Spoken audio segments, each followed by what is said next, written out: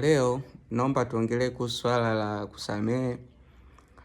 Kuna watu wengi wamefanya vitu ambavyo vimetukwaza sana, ambavyo wengi mioyo yetu ni migumu, sisi wote ni binadamu, hatujakamilika. Kuna watu ambao wamesema watu samehe makosa yao kulingana na vitu walivyofanyiwa.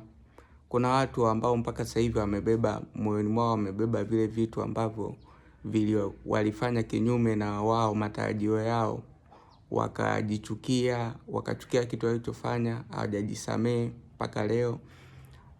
Naomba tuchukue muda tutafakari na tuweze kufikiria kama Mungu aliweza kutusamehe. Tunafanya makosa yale yale kwa kurudia, tunafanya makosa yale yale tunarudia, lakini Mungu alisamehe. Yesu pia alisamehe, aliwekwa msalabani, aliteswa, akasamehe kila mtu ambaye alihusika kwenye kile kitu, maisha yake yaliondolewa. Lakini kwa sababu ulikuwa ni mpango wa Mungu, alisamehe na alimuomba Mungu amsamehe. Hata hivyo, yanayotokea kwenye maisha yetu, kila kitu ambacho kinatokea duniani ni mpango wa Mungu. Hivyo tu, kila kitu kinachotokea kipo kwa ajili ya sisi kujifunza. Kila kitu kinachotokea ni funzo, na tuweze kupata hilo funzo kutoka kwa moyo mmoja. Kuna watu wametukosea sana, tuwasamehe, kwa sababu sisi wenyewe tunapiga magoti chini, tunamuomba Mungu msamaha na anatusamehe, na tunarudia makosa yale yale, anatusamehe. Hivyo tuchukue muda kuomba, kusali, tuwaombee wale wote ambao wametukosea, wasirudie makosa hayo hayo kwetu au kwa watu wengine.